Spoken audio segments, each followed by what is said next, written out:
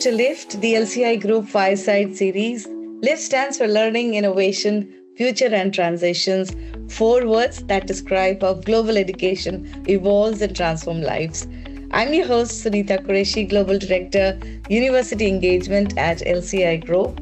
Through this series, we'll explore ideas shaping international education, from rethinking recruitment to redefining collaboration, and most importantly, what it means to all of us in the higher education sector. Today, I'm delighted to be joined by Rongyu Li, Deputy Vice Chancellor, Global Engagement, University of Queensland, a leader whose work reflects the values of student-first education and meaningful partnerships. Rongyu, welcome to LIFT. Thank you. It's a pleasure to be part of your program. Let us start with your journey. If you can tell us what first drew you into the international education and what is it that keeps you inspired today? Well, I've been in international education for 20 years. Before that, I was in foreign direct investment and business development, but also in bilateral and multilateral trade and international relationships. What actually got me into international education was it actually means that education transforms lives. So I think, previously I was doing a lot of commodities. But then I realized, international education is really about people business. And I think every single society, they need to have good people, good talents, people who want to make a positive change to societies, and also people want to change their own lives and their future prosperity. So that was pretty much the aspiration I had by actually entering into the university sector, where international education has been booming, for 2 or 3 decades. I moved through quite a few universities, not just in Australia, but also in New Zealand. And I've studied and exchanged in the US and UK. So I think I personally benefited from having those opportunities. And I would like to see more people benefit, from having an international education, and they become transferable talents. They can actually work across borders, and they can see the international marketplace as their employment, market. So those are the things that, contribute to me staying in international education. And I'm still as passionate as day one to actually work in this sector, and hoping that I will continue to make opportunities available to as many people as I can. That's such a rich journey. It brings us to the L in LIFT, learning. What has been your most important lesson working with international students? I think a very important lesson for me is we cannot treat students all the same, or we cannot actually believe that a student is a student. I think we do need to treat everyone as an individual. They are all different. Aspirations and ambitions sometimes may be similar, but they all come from different background, culturally, linguistically, politically, even religiously. I think to see them all the same, that is the wrong assumption. I think they all deserve tailored attention in the educational process. Previously, I thought, students, all you need to do is to study and work hard. And I thought it was always going to be a teacher and a learner relationship, until some years later, I changed that worldview. I started to see them as, customers, and because they are consuming the education product. And as providers, as lecturers and academic community working with them, we really need to work with the individuals, not necessarily as a collective, because everyone's ability to learn, to acquire new knowledge varies. So I think that is actually very important. We can't just treat them as big mass critical gathering. We really need to take into consideration individuals' learning habits, the pace of learning, their engagement as a learner. But in fact, we also actually learn from them, not just actually one-way traffic. That is very true. I mean, students teach us so much every day. Exactly. Yeah. So now the spirit of learning, it leads to the I in innovation. There's so many changes that keep happening in the HE sector. What changes or innovations excite you the most in the HE sector? I think universities, are century-old institutions. Sometimes it doesn't change all that quickly. And also universities are sometimes slow in responding to rapid changes, especially science and technological changes, because it happens so quickly and it's very difficult to innovate in terms of curriculum development, teaching pedagogy, and how do we actually teach students who are digital natives. I think those are the things that as university leaders, we can't be just sitting here waiting for things that impact us. We really have to anticipate, think ahead, what could happen and what would happen. If things happened, what would be the most appropriate response as a provider of education? And how do we actually adjust our pedagogies, engaging with 21st century students, because students from the last century were very different. They were very obedient. They engaged with teaching staff. And these days, students have probably many projects on the go or at the same time. And studying is just one project of many that they are having to deal with. Certainly in the Australian scenario, and I'm sure in other countries as well, a lot of people actually do part-time jobs. And so that means even timetabling, scheduling classes, and how do we actually become a flexible provider in both actually online and offline. That is really important. We are becoming more flexible in how we engage with our student cohorts. And because of international education in the Australian universities context, there's a significant portion of the student body being international, and they come from 100 plus different countries. They bring different educational systems and worldview with them. And that makes us having to work a lot harder just to accommodate the different cohorts of the students. We constantly have to look at how do we improve the student experience, for example, because people feel and behave very differently depending on where they've come from and whether they are actually prepared, to learn as a higher education student in Australian universities, which is different from actually where they come from. That's true, yes. A lot of changes, transitions happening. Yeah. So looking at the F, that is the future in lift. What do you think would be the future of international education maybe in the next 2 to 3 years? Because I think 5 to 10 is a very long time with the kind of changes that are happening today. So what do you envision that, would be the future in the next 2 to 3 years? Yeah, that's a very good question. I think it is very difficult to tell, 5 years and 10 years, from here, because things change on a daily basis.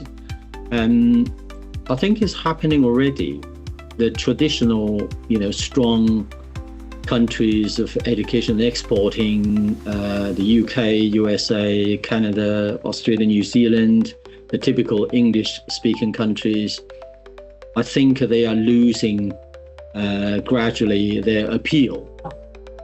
All of a sudden, you've got countries and regions, like Singapore, Malaysia, they're all becoming educational hubs. China, India being the most populous countries, their educational systems, the capacity of their education systems are being built up, as we speak. So all of a sudden, I think, recently we've heard so many universities establishing campuses in India, and so many universities, working, their offshore campuses in China. Even actually Hong Kong is becoming an educational hub. All of a sudden, there are many students from mainland China, instead of coming to Australia or elsewhere, they're going to Hong Kong-based universities or Singapore-based universities. So I think the destination countries are changing very quickly. And I never thought, people would choose to go to Germany or the Netherlands or France, to study, because, a lot of them haven't necessarily got the right language to go to those countries. But people are changing and selecting the different destinations based on their own circumstances. So I do think University of Queensland, as a very strong university in Australia, we cannot afford to be complacent. We really need to be, having fingers on the pulse, making sure that, whatever we can do, we can innovate, we can improve, that we put those things in front of both prospective students, but also enrolled students. Because the currently enrolled students, they are our best ambassadors. Yeah. So through word of mouth, they will be able to share a lot of their, lived experiences. That's actually much more stronger than university marketing and communication campaigns. And these students, are so technology savvy, and they use social media very well, probably better and much better than universities can do. Yeah, that is true. I mean, the current generation, they're more techno savvy, and they make a big use of social media. Yeah, they do. And we haven't even touched on AI. What AI is going to throw at us. So I think in the age of technological advancement, things happen so quickly. The biggest challenge for us is to be nimble and agile.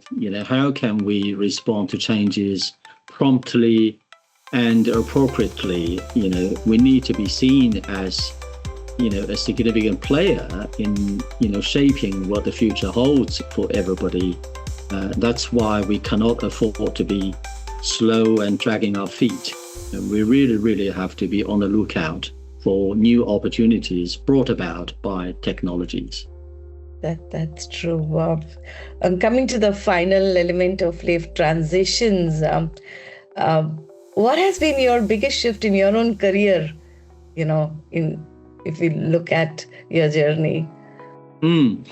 That's a very interesting question, because I am a little bit unique in the Australian higher education context. I think, in the group of 8 universities, research-intensive universities, it's very rare to find somebody who comes from outside of Australia, not a white person per se, not a conventional academic, with PhDs, lots of publications, etc., to be in an executive team role.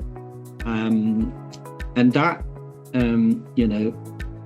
is very much actually because I keep having ambitions, and I keep setting higher goals for myself, not being satisfied with small incremental progress. And I do actually plan my career journey very carefully, making sure, my long-term goals are supported by key milestones, and regular sort of check-ins in terms of whether I'm meeting, the short-term to medium-term goals for me to get to the final destination. It's never going to be easy when you are operating in a foreign country, in the environment that you are not necessarily all that well versed. You have to be observing a lot and learn a lot. It doesn't necessarily all come from textbooks. So I think the challenge is when you've got a very busy job, but you can still manage to spare some time to make those observations and trying to actually arm, myself with all the right tools, for the journey ahead. I do think you have to believe in yourself, right? You have to believe that, those opportunities are for everybody, but you have to be prepared for it. Otherwise, those opportunities will actually, pass you by. So I think if you are prepared when opportunities present themselves, you've got a better chance of grabbing it and getting it. Otherwise, it's very difficult to actually do well in a very competitive environment, because there are many talents in universities, and it's not easy either.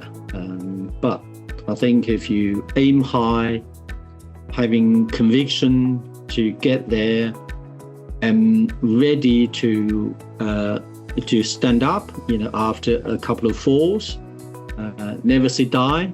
So I think those are very good qualities, plus a very strong self-discipline. So you really need to actually be strict with oneself. That is so inspirational. I mean, yes, I think discipline is most important, and I think every word or sentence that you said really resonates.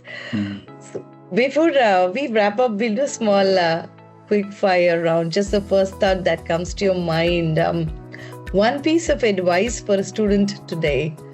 I think students these days are facing a very uncertain world and uncertain future, especially when jobs are harder and harder to get because of automation, digitization, machine learning, robot and AI.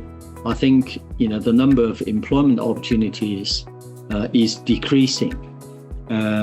What is really important for students today to remember and to practice is not to be afraid of the uncertainty ahead. So if people can embrace uncertainty, embrace the changing world, I think they will actually do well. Often people complain about changes. I think being prepared and embrace it, and take the opportunity to thrive in a most challenging environment, they will do well. And also be prepared to look at different skill set, take that lifelong learning approach, always actually top up, your skill set, new knowledge, new practices, even actually a world view, and a very open world view that, things will not stay the same. In fact, everything is changing and changes very rapidly. The pace of change is very difficult for people to handle. And often it's difficult to handle because people resist change. I think if they are prepared to change or to set the pace, sometimes be their own disruptors, then you may have a better chance of actually leading, in the change process rather than just a passive follower. So I think embracing change embracing the uncertainties, and be prepared to actually set the pace rather than be a follower. That'll be some of the things that I talk to students about, because I do go out and speak to students and parents, trying to get my fingers on the pulse, what they are thinking and how they view the world and the educational process. I think that's important. Always try to learn something new, and because education is not just a project, it's a lifetime process. So you always have to evolve and learn and learn more and evolve more. That is true, and a wonderful piece of advice. I just made a bit of notes myself. A book or a podcast or an article that you would recommend? I don't have anything on top of my mind, but I do think you can't stop, because I think you have to stay informed, because otherwise, you tend to be withdrawn and out of touch with what's happening around you. So I think stay alert would be something that I remind people about. Never have your eyes closed. Keep your ears and eyes open and stay alert of what's actually happening around you and around the globe. I think that way you stay informed, and also the more information you actually get, the better it is for you to exercise sound judgment and make the right calls, rather than actually just a passenger having a ride, in the 24/7 media consumption age and get brainwashed. So I think staying independent, is all about, keeping informed and making sure that you process all the information coming to you and make the right judgment call. Yes, very valuable. And my last question now, one myth about international education that you'd like to burst? I think the myth about international education, these days people talk a lot about actually the value of international education or education in general. I think, a lot of people tend to think that if you invest in education, on graduation, you should be able to get a better job or get a paid job. And that is the security of your future prosperity. I think that's a very narrow and short-term view, because, education, as I said, is a lifelong journey, lifelong process.